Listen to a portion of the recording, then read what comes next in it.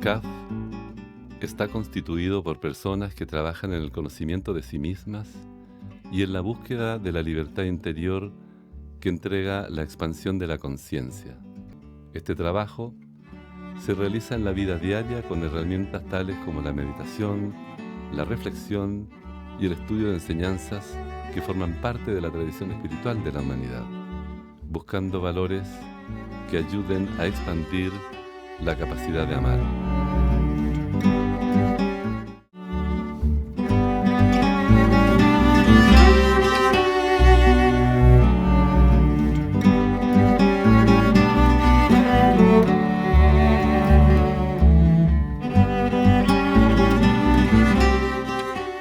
Ahora nos damos la bienvenida oficial a todos en nuestro regreso con los diálogos con sentido y esperanza. Esta actividad, bueno, todos ya lo recuerdan, de todas maneras repasamos un poco, está auspiciada por la Corporación Obras de CAF de Chile, lo que no quita que hemos tenido mucha participación también de otros países. Ahora estamos recién. Bueno, nuestro conferencista de hoy es de la casa. Él se define como un explorador de la vida, un apasionado por escuchar y comprender a las personas y por acompañar sus búsquedas y expresiones de talento. Confía en los procesos humanos, en aprender y crear juntos. Él ya está, según sus propias palabras, acompañado por CAF en su caminar durante 30 años. Y el tema que nos trae hoy se titula Explorando la conciencia humana. Franklin, bienvenido. Adelante, es un placer encontrarnos nuevamente. Bueno, muchas gracias a todos los presentes. Tengo el honor de comenzar este ciclo 2025 de diálogos con sentido de esperanza. Esta exposición, ¿no? Este compartir y esta reflexión en conjunto se titula Explorando la conciencia humana. En los postulados de CAF, él dice que por tener conciencia, percepción inteligente de nosotros mismos y de nuestro campo de acción y voluntad, los seres humanos tenemos innumerables posibilidades respecto de nuestro desenvolvimiento. Y nuestra presentación de ideas, como lo vamos a ver más adelante, tiene mucha relación con esto, ¿no? Percepción inteligente de nosotros mismos. ¿Qué significa eso? ¿No? ¿Y qué significa eso a partir de lo que dice la ciencia? Porque en la enseñanza de CAF en realidad se habla principalmente, más que de la conciencia, de la expansión de la conciencia. De hecho, la enseñanza de CAF tiene como objetivo ayudarnos a expandir nuestra conciencia, ¿no? Con una visión actualizada de la vida y del mundo. Y también entonces exploraremos, a partir de lo que plantea la ciencia como la conciencia, como que ha explorado la ciencia, cómo se relaciona con lo que plantea la enseñanza de CAF. Entonces a mí cuando empecé a buscar en este tema y a profundizar este tema, me surgieron estas preguntas disparadoras, ¿no? ¿Se podría validar la propuesta de CAF desde la ciencia de la conciencia? ¿Es posible una expansión de la conciencia colectiva a través de la expansión de la conciencia individual? Esas preguntas me surgen fuertemente, ¿no?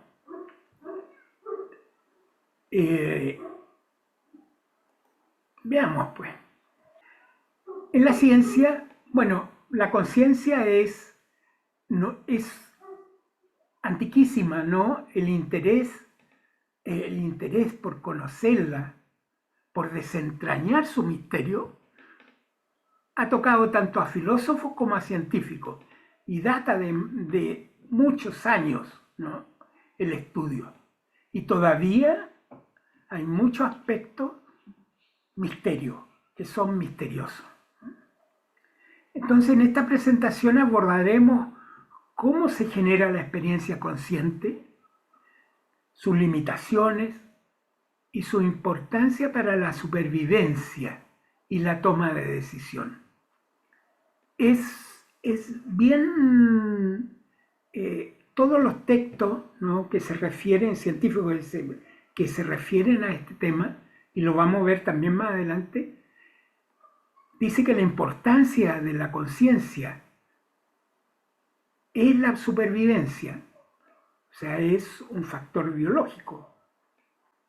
Y consecuente con ello en la toma de decisiones. También al final plantearemos la vinculación entre conciencia, expansión de la conciencia y la renuncia. Entonces, partamos con qué es la conciencia, ¿no? También es algo bastante extendido en toda la literatura, que lo describe como un fenómeno complejo. Y en esto coincide, digamos, podríamos asemejarlo a lo que plantea Kaff. Y es la capacidad de los seres humanos de experimentar y percibir su propia existencia, pensamiento, emociones y el mundo que los rodea. Experimentar y percibir. Es el estado en que una persona es consciente de sí misma. Entonces, ya vamos a ver también, hay dos podríamos decir, dificultades. Y uno de ellos es la identidad propia. La conciencia está relacionada con el yo. Darme cuenta que eso que estoy pensando soy yo. Entonces ya este es un misterio, ¿no? Cómo están relacionados, por un lado, el percibir, ¿no? Experimentar y percibir, y por otro lado, la identificación, ¿no?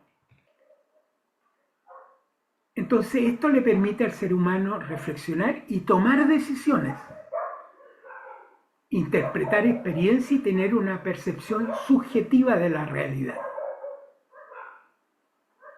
Porque hay un proceso interno, es subjetivo, porque en realidad lo que veo, lo que percibo, el estímulo que me llega desde afuera y lo elaboro, pasa por bastantes filtros. Una de las etapas, digamos, es pasarlo por un filtro de la mente, ¿no? ¿Cómo se genera la experiencia consciente?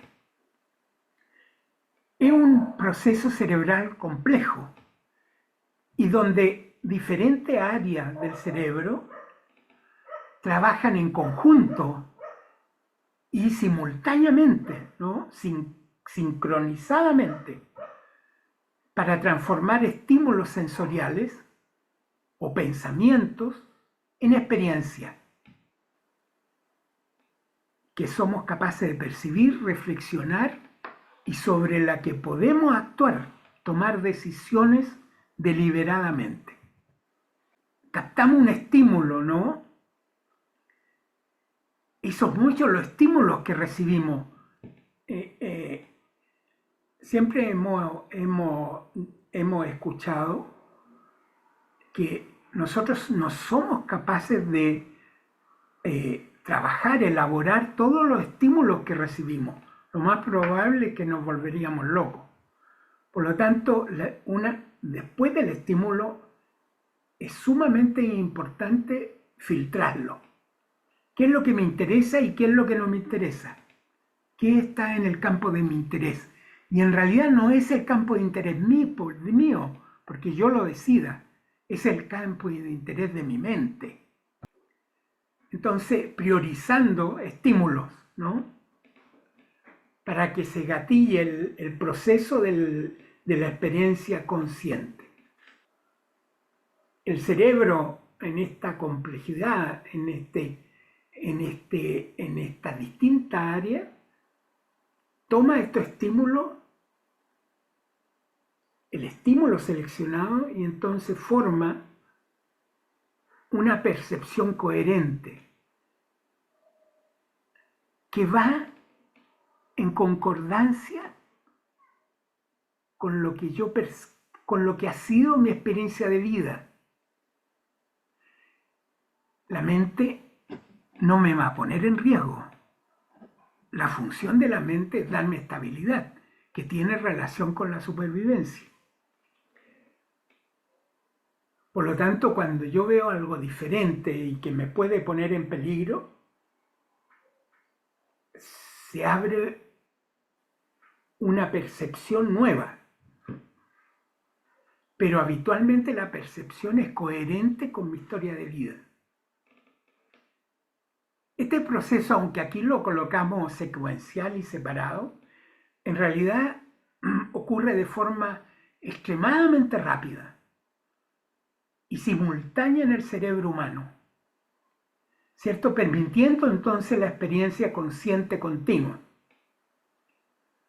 La conciencia surge en gran medida de la interacción entre las diferentes áreas, vuelvo a insistir, del cerebro, que integran y sincronizan esta información, filtrándola entonces a través de la atención y evaluándola en función del contexto y del yo, de mi historia, lo que define mi identidad.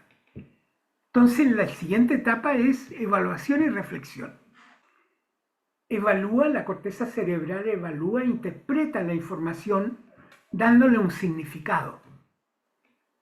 Y es este proceso, ¿no?, la generación ahí de la experiencia consciente que viene posterior a esta evaluación, lo que nos permite sentir que estamos conscientes de algo, que nos damos cuenta de algo y tener, por lo tanto, concordantemente una experiencia que sentimos. La experiencia consciente es una imagen, y así está descrito en la ciencia, es una película o una imagen que se genera en mi cerebro, en mi mente a través de procesos cerebrales. Es una imagen, pero esta imagen, por lo tanto, está influida por mi experiencia de vida. Se filtró y se evaluó a través de mi experiencia de vida. Por eso muchas veces yo he leído también la pregunta en la historia de la conquista de América, en que los indígenas, en realidad hay un libro que plantea que al no conocer ellos los barcos ni los caballos, no sabían, no tenían percepción consciente de lo que estaba sucediendo. La percepción consciente que tenía era el movimiento del mar, que algo estaba pasando, porque no habían tenido esa experiencia. Era algo nuevo. Yo entiendo que a esto se refiere, ¿no? Entonces generamos una imagen. Esto es una taza. Esto es agua. Esto lo catalogamos de acuerdo a nuestra experiencia, a nuestra cultura. Y ahí viene la toma de decisión y respuesta. En base a esta imagen que se ha elaborado en mi mente, elegimos si actuar o no. Si se elige actuar, la corteza prefrontal envía señales a otras áreas para ejecutar una respuesta. Dice, este paso es clave para la relación entre conciencia y comportamiento, ya que permite que la experiencia consciente influya en nuestras decisiones y acciones. Entonces, se gatilló un proceso consciente en mi cerebro. ¿Y por qué? ¿Cuál es la importancia? Como dije, está básicamente la importancia biológica en la supervivencia. La conciencia nos permite tomar decisiones que favorecen nuestra supervivencia. Eso uno lo vive, digamos, y es advertido ante un animal que nos pueda hacer daño. Tomamos una decisión, ¿no? Vemos una araña del rincón, sabemos que es potencialmente un peligro y hacemos algo para contrarrestar ese peligro. Esto es reforzado por la optimización, ¿no? Decíamos que la experiencia, esta imagen, lo evalúo, hay un proceso en mi cerebro que yo evalúo para que lo transforme en una experiencia consciente. Y eso me va a dar un resultado óptimo. Entonces, la otra importancia es planificar. Anticipamos entonces consecuencias y actuamos de acuerdo a nuestro objetivo, a nuestra identidad, a lo que yo soy, a nuestros valores.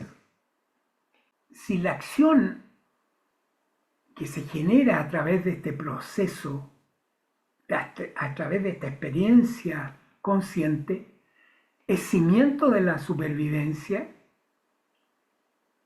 y su vigor depende de la disponibilidad de imágenes rectoras, se sigue que un dispositivo capaz de optimizar la manipulación eficaz de imágenes otorga enormes ventajas a los organismos que la poseen. Y probablemente haya prevalecido en la evolución, ¿no? La conciencia entonces es precisamente ese dispositivo generador de imágenes en mi cerebro. El testigo, muchos le llaman el testigo que hay en mí. Vuelvo a insistir, entonces, a través de la conciencia, los seres humanos pueden evaluar opciones, analizar problemas y tomar decisiones conscientes. Esta habilidad nos permite planificar, anticipar consecuencias y actuar de acuerdo con nuestro objetivo. ¿Cuál es el problema de la conciencia? Y son misterios todavía. Uno es la generación de la imagen. ¿Cómo se genera la imagen? No han podido desentrañar, aunque es generalizado en la ciencia este camino, ¿no?, de elaboración de imagen en el cerebro, no se ha desentrañado cómo. Y está asociado también al sentido de dueño. El cerebro, ¿cierto?, crea la sensación de un dueño, un observador de esta película que se está generando. O sea, son dos procesos relacionados. Entonces, la neurobiología de la conciencia enfrenta estos dos problemas. El problema de la generación de la imagen en el cerebro y el problema de cómo el cerebro suscita además la sensación de que hay un dueño y observador del film. Ambos problemas están tan intrínsecamente relacionados que el segundo se cobija en el primero. Y en la generación de la imagen hay filtros, hay patrones que yo he ido generando con la experiencia. Y esos son limitaciones de la conciencia, ¿no? Distorsiones de la conciencia. Por ejemplo, sesgos, ¿no? Imaginemos una persona que a través de su historia de vida cree firmemente que el café es malo para la salud. Cuando lee una noticia, un artículo sobre los efectos del café, tiende entonces, en esa experiencia consciente, a filtrar solo lo que menciona al café como efecto negativo. Como por ejemplo el aumento de la ansiedad, el problema de sueño, deshidratación, ignorando aunque en el artículo salga, ignora o le resta importancia a los estudios que muestran beneficios, como mejora en la concentración, o a lo mejor minimiza riesgos de otras enfermedades. Entonces, hay distorsiones de la conciencia. Yo, en un tiempo, cuando mis tías, la mayoría estaban vivas, las invitaba a tomar once aquí a la casa, ¿no? Y mis tías, mi abuelo, cuando eran recién casados y durante mucho tiempo, eran muy pobres. Y mi abuelo, de hecho, era un repartidor de pan en la panadería San Camilo. Repartía pan, o sea, era un obrero. Entonces su vida era realmente pobre. Entonces la hermana mayor de esta familia, de este grupo familiar, vivió esa pobreza porque ella era la hija mayor. Y una vez planteó en esta once familiar que mi abuelo, como cuna, tenían una caja de plátano. Mis otras tías se negaban absolutamente a esa experiencia, ¿no? Por miedo a la pobreza, porque quizás que vivieron. Entonces ellas describían la cuna en que ella, no sé si recordaban, pero ellas sabían, ¿no? Que ella, y le describían como tú, una cuna maravillosa. Y mi tía entonces le decía que no, que era una caja de plátano. Era imposible que pudieran aceptar eso y que ya desde mi punto de vista tenía mucho más validez porque era la mayor. ¿Cuántos sesgos podemos tener nosotros, no? Por ejemplo, generalizaciones. A lo mejor en algún momento tuve una mala experiencia en una reunión de trabajo. Entonces podría generalizar y pensar que todas las reuniones de trabajo son tediosas y frustrantes. Esto puede llevar a actitudes negativas y a futuros eventos similares, incluso antes que se experimente la realidad de cada situación.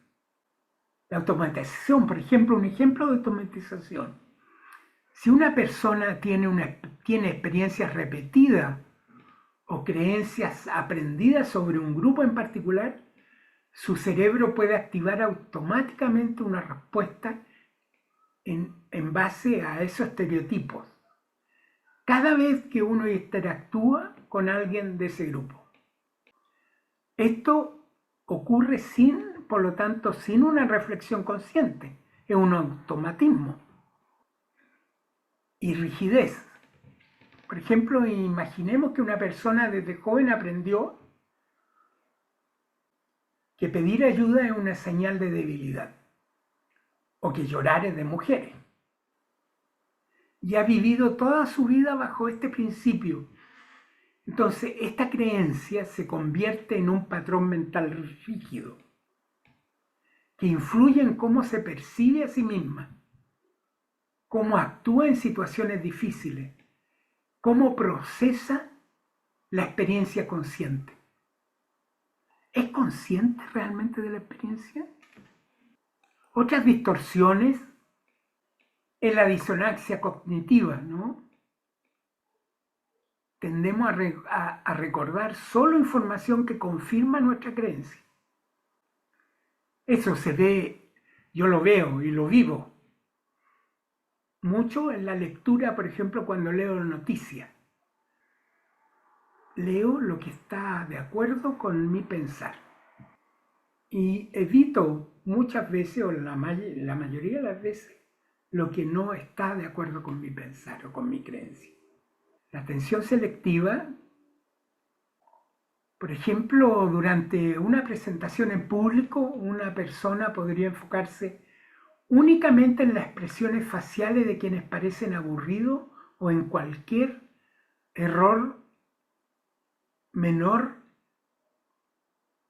que se comenta, ignorando señales positivas o neutrales de la audiencia, ¿no?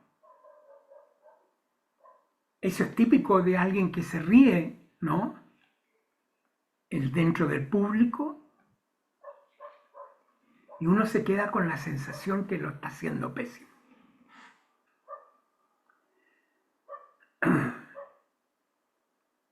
Hay hoy día con las noticias falsas, hay en redes sociales especialmente, hay un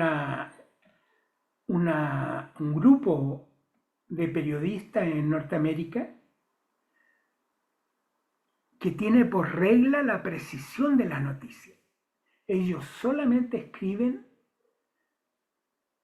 la noticia en base a hechos, no en base a suposiciones. ¿Cómo se relaciona la experiencia consciente, no?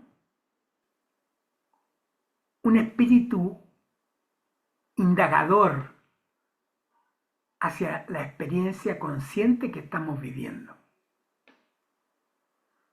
Una autoconciencia crítica es vital. Imaginemos que estamos en una cena buffet, en donde hay muchos platos para elegir. A través de una experiencia consciente, de un proceso consciente, elijo varias comidas que tienen relación con mi percepción, con mi historia, con mis experiencias, y lo llevo a la mesa. Podríamos decir que lo que está en la mesa, lo que elijo y se ve en la mesa, habla más de mí que de la comida. Imaginemos que me encuentro con una o varias personas que no son de mi agrado y surgen en mí juicios críticos de los otros. Entonces, en esta autoconciencia crítica, sería bueno preguntarme, esto que pienso, este juicio que estoy emitiendo, ¿habla más de mí o de los otros? En CAF, ¿no? Tenemos innumerables herramientas para nosotros poder profundizar y darme cuenta si la experiencia consciente corresponde a algo mío o es algo aprendido o es algo que viene desde fuera, de lo aprendido. Al hacer este trabajo, ¿cierto?, me ayudará a crear nuevos surcos mentales, porque en la expansión de la conciencia, ¿no?, lo que yo estoy generando, además de la imagen que tiene relación con mis costumbres, con mi experiencia, yo a través del trabajo de esta autoconciencia crítica puedo ir generando, por lo tanto, en mi mente otras imágenes. Y por eso yo así entiendo cuando en CAF plantea que el objetivo de la enseñanza es la expansión de la conciencia, porque es esa, aunque no genera una experiencia real, puedo generar una experiencia imaginaria, y eso dejarlo en mi mente como otra fotografía, otra posibilidad, otra imagen. Entonces, cuando yo me enfrento a la experiencia consciente y salen imágenes en mi mente, cuando evalúo, no va a salir solamente lo que estaba acostumbrado, sino va a salir una serie de imágenes nuevas posibilidades. Y yo voy a poder elegir dentro de todo este abanico de posibilidades. Desde mi punto de vista, yo no voy a borrar la experiencia consciente, la imagen que se ha generado de mi aprendizaje exterior, anterior. Eso se va a generar igual, va a estar igual. Pero yo voy a tener un abanico de otras posibilidades. Y yo elijo. Y aquí tiene que ver la renuncia. La elección en sí es una renuncia. Dejo algo atrás y elijo algo que está más acorde con mis anhelos. A lo mejor muchas veces la mente se sentirá amenazada, porque acuérdense que la mente, su objetivo es darme tranquilidad. Y va a ofrecer mucha resistencia para generar estos nuevos surcos. Y por eso en CAF damos tanto valor a la perseverancia. Entonces podríamos decir que nada nos impide vivir la renuncia, ¿no? Elegir una experiencia consciente que vaya acorde con mi yo auténtico, para desarrollar ese amor que llevo dentro, esa esencia en mí, esa joya interior. Porque ese espacio interior es inagotable. Como dice la enseñanza, el postulado, tenemos múltiples posibilidades y es siempre asequible. Entonces, en nuestro ser interior se encuentran esos tesoros más valiosos, aquellos que solo podemos descubrir cuando nos damos el tiempo para mirar hacia mi ser, hacia adentro, hacia mi ser interior, y tomar entonces decisiones conscientes, auténticas y alineadas con mi sentir, lejos de esas limitaciones. Por eso es esencial hacer una pausa y preguntarnos, ¿estoy expresando lo mejor de mí? ¿Estoy compartiendo con el mundo lo más auténtico y luminoso de mi ser? Solo cuando nos detenemos a reflexionar, a hacer silencio, podemos elegir conscientemente entonces irradiar amor, comprensión y belleza en todo lo que hacemos y ofrendar su resultado. Para mí este es el trabajo que nosotros hacemos en el cambio que queremos para la humanidad. Por eso CAF hace tanto énfasis, el cambio comienza en mí mismo. Porque lo que yo voy a irradiar a través del acto consciente va a ser la esencia que hay en mí, que es amor.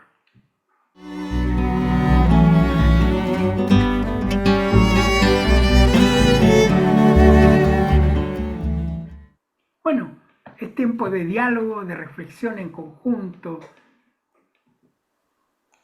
Alberto, adelante. Mis modestas felicitaciones al caballero Franklin por atreverse a enfrentar este tema, porque es un tema muy complejo,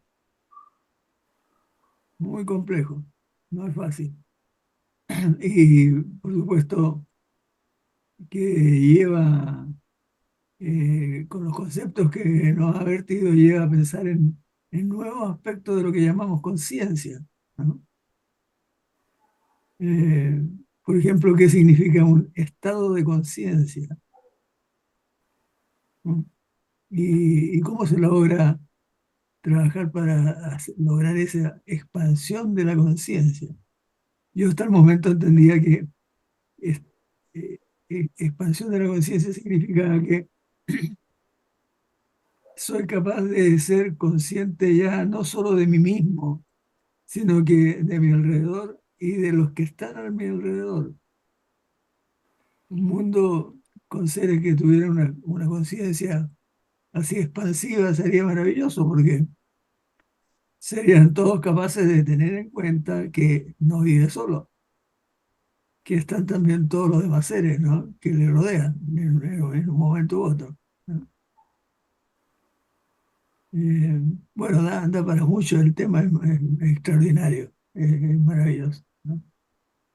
Ahora tengo una inquietud acerca de la terminología, porque hay dos maneras de escribir conciencia: conciencia sin S y conciencia con S. Y entiendo que se refiere a dos conceptos de la conciencia que son distintos. Cuando es conciencia simplemente estamos refiriéndonos a que somos conscientes de los principios éticos y morales que tiene la humanidad, ¿no? Entonces actuamos y ahí vienen imágenes nuevas que planteó el caballero Franklin. Maravillosa, porque actuamos con imágenes que ya tenemos en el cerebro. Entonces, eso para mí es también nuevo y da para también otro concepto, ¿no? Porque no es que actuemos de la nada, sino que actuamos porque ya hay alguna imagen que nos permite enfrentar las situaciones de otra manera, ¿no? A mí me ha dado siempre la impresión que nuestro ejercicio de meditación afectiva nos permite trabajar con ese estado de conciencia moral, ética, social, porque nos plantea formas de conducta, ¿no? En cambio, nuestro ejercicio de meditación discursiva nos lleva a la otra conciencia que la con ese y que nos plantea un estado de conciencia que es como un estado de permanente alerta que nos permite darnos cuenta, ¿no? Y esa sería la conciencia con ese. Y cuando meditamos en la meditación discursiva, ¿no? Y logramos aquietar la mente que está pensante, que está pensando, pareciera que se adueña del, del, del momento, ese otro estado de la conciencia pura, ¿no? Hacerme consciente. Porque en realidad todas las corrientes del pensamiento a uno lo distraen, lo llevan de aquí para allá, es decir, nos manejan, ¿no? En cambio, cuando lograr un cierto dominio de la mente, calmarla y ojalá casi dejar que no esté funcionando, ¿no? Entonces somos conscientes, ¿no? De lo que sea, cualquier cosa, de un ruido, de un sonido, de una idea, de todo, ¿no? En fin, es fantástico el tema que ha enfrentado el caballero Franklin. Muchas gracias. Tú mencionaste el tema de los sesgos. Yo me acordé ahí de una frase por ahí que alguien me enseñó, que es como un trabalengua, y dice, uno no ve que no ve lo que no ve. Es decir, hay cosas que uno no se da cuenta y no se da cuenta que no se da cuenta. Por lo tanto, hay una tremenda resistencia para escuchar, digamos, la otra versión, el que me avisa de que hay algo que no estoy viendo. Como decías tú, bueno, veo todas las características negativas del café y no veo las otras. O yo veo todo lo negativo de la otra religión o del otro partido político o de la otra raza, etcétera. Y hay una parte que simplemente no la veo. Entonces, yo lo que reflexionaba era cómo uno puede ir haciendo para abrir esa brecha. A mí se me ocurre como para lanzar alguna cosita más al asado, que la retroalimentación me parece que es muy interesante porque una retroalimentación bien dada y bien recibida me permite abrirme a la posibilidad de que otro me va a decir algo, una información sobre mí que es válida, pero que yo no veo y que muchas veces no acepto. Y yo también podría darle a otro una información que amplíe su visión. De hecho, el ejercicio de la retroalimentación se recomienda en CAF, pero a veces uno es un poquito flojo para hacerlo porque hay que correr el riesgo de escuchar cosas que a uno no le gustan. Bueno, lo hago con comentario, tal vez tú quisieras agregar algo sobre eso o alguien más de los presentes, Marcela. Sí, gracias. No, me estaba acordando de Don Juan, el chamán de los libros de Carlos Castaneda.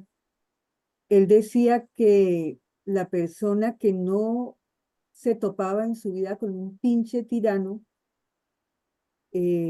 estaba olvidada de la mano de los dioses y que debería ella misma buscarse ese pinche tirano, que en últimas es el que nos da la retroalimentación y justamente la que no queremos ver y no podemos ver.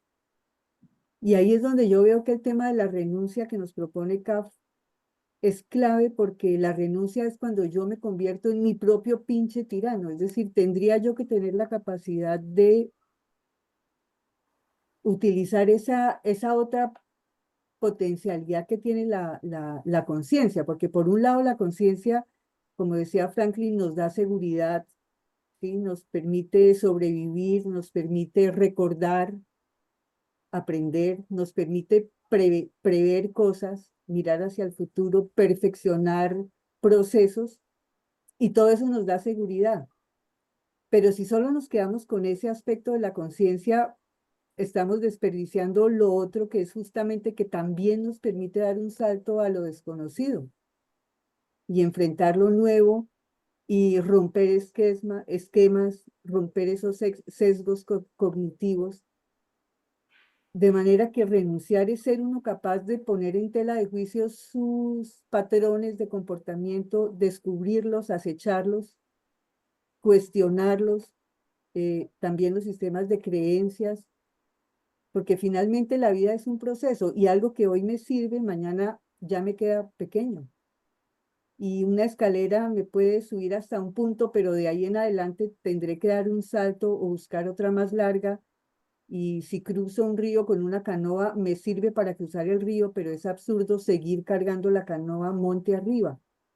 La renuncia nos permite explorar ese otro lado de la conciencia, ese lado que es más incómodo y que puede que dé también miedo, pero creo que es importante también, digamos, permitirnos explorar esa parte de la conciencia. Esta apertura a nuevos estados de conciencia, también Diálogo con Sentido de Esperanza contribuye a ello. Porque nuestro objetivo, nuestro interés, no objetivo, nuestro interés es justamente poner temas en que nos permitan mirar desde otra vereda, desde otro lado, ¿no? Aunque sean temas muchas veces que no nos gustan o que realmente no están de acuerdo a mi pensar, pero sin embargo nos permiten eso, es una posibilidad de abrir nuevos espacios de conciencia. Así que les agradezco su presencia y vean los diálogos como eso, ¿no? La posibilidad de mirar de otra forma. Deseamos dejarles cordialmente invitados a nuestro próximo encuentro y por favor no olviden de compartir e invitar a sus familiares y amigos. Tengan todos muy buenas noches y muchas gracias.